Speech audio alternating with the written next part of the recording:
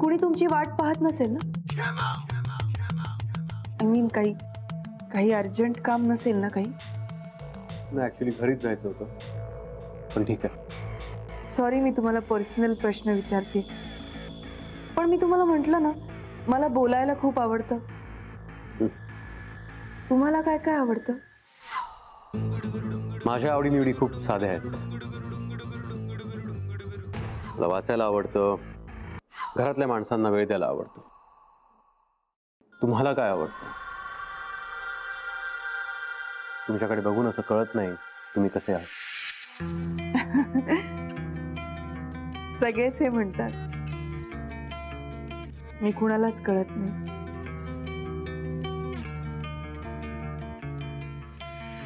काय आवडतं तुम्हाला?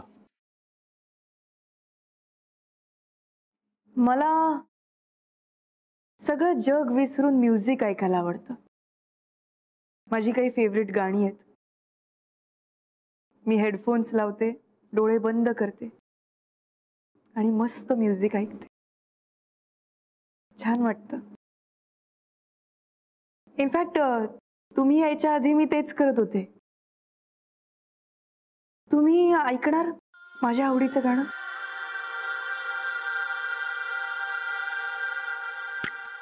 I'll show you.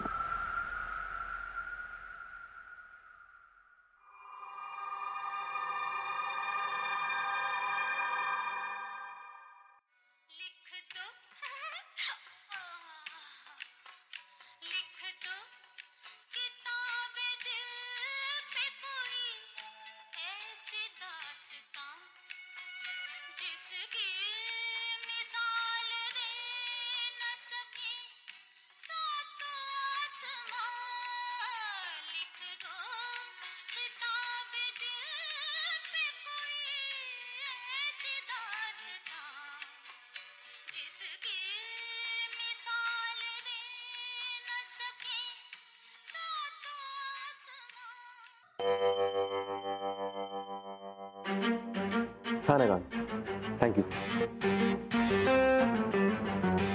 छान वाटतं गाणं ऐकल्यानंतर. फ्रेश वाटते. सगळं टेन्शन निघून गेल्यासारखं वाटतं. तुम्हाला टेन्शन मध्ये राहण्याचं काहीच कारण नाहीये.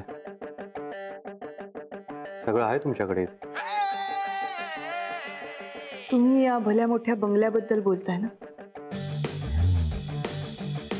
मिस्टर अजय, माझं एक स्वप्न होतं.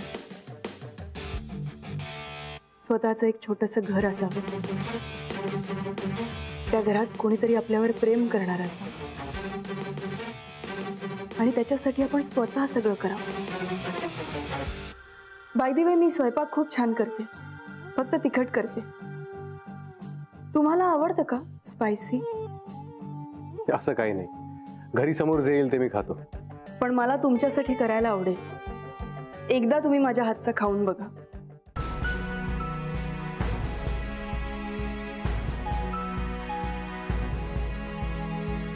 नेहा, माझ्या टेबलवर आजपर्यंत एकही केस पेंडिंग राहिलेली नाहीये आणि यापुढे राहणारही नाही. सध्या माझ्याकडे खूप मोठा टास्क आलाय. एक साधी सोपी केस खूप कॉम्प्लिकेटेड झाली आहे. तावडे सरांनी स्वतः माझ्यावरती जबाबदारी सोपवली. वरूनही प्रेशर आहे. सध्या ही केस सॉल्व्ह होणं माझ्यासाठी खूप महत्वाचं आहे आणि त्यासाठी मला तुझा सपोर्ट हवाय.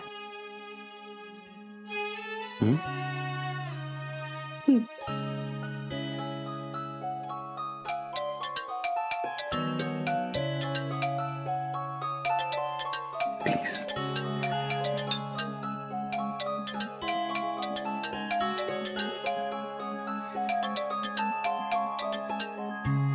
जैन सर. हाँ अजय, ताबडतोब पोलीस स्टेशनला पोहोच. It's urgent. येस सर, पोचतोच आहे. ओके.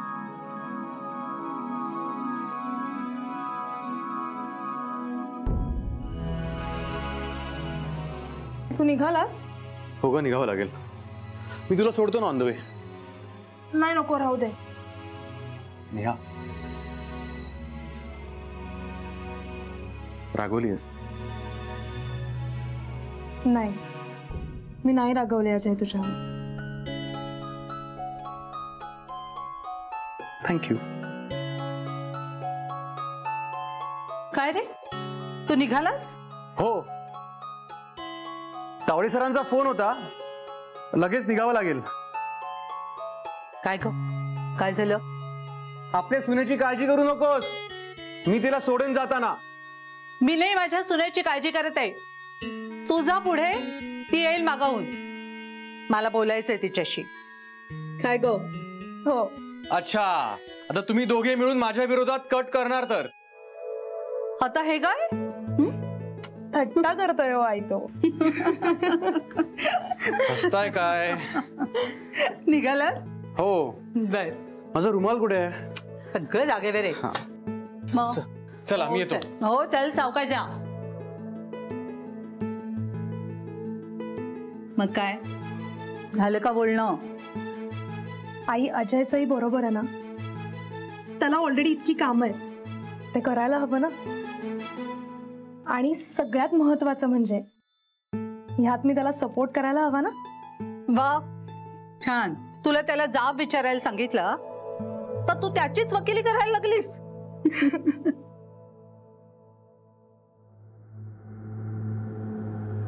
मिस्टर साने,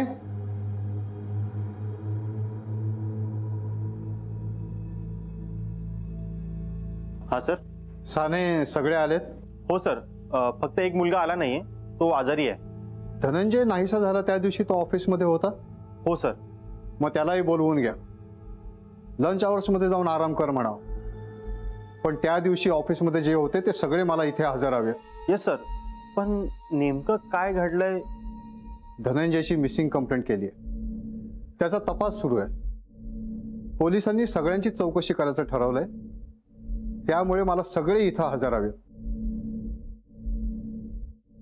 मॅडमना कळवलंय का? येस सर, मॅडम येत आहेत. पण सर, त्या दिवशी विकी ऑफिसमध्ये आला होता. ओके, विकीलाही कॉल करून बोलाव. कॉल करतोय सर, पण ते कॉल अटेंड नाही करत आहेत. ओके, मी बघतो काय करायचं ते. Okay sir.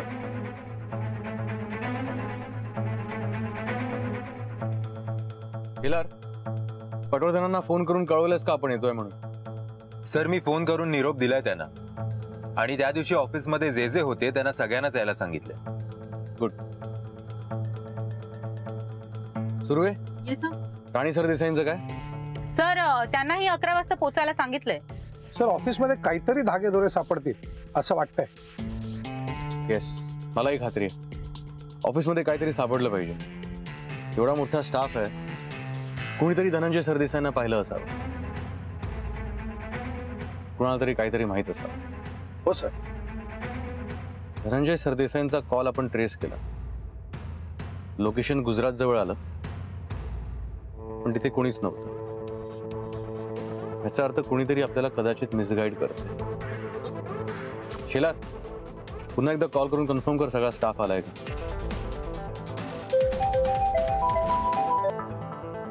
हॅलो. हा पटवर्धन साहेब, सगळे आलेत ना ऑफिसमध्ये? आम्ही पोहोचतोच आहोत. माझा मुलगा आला नाहीये, त्यालाही बोलवून घेतो. आणि मॅडम? त्याही येतीलच. ओके, आम्ही पोहोचतोच. सर, फक्त मॅडम आणि पटवर्धनांचा मुलगा आलेला नाही, बाकी सगळा स्टाफ हजर आहे.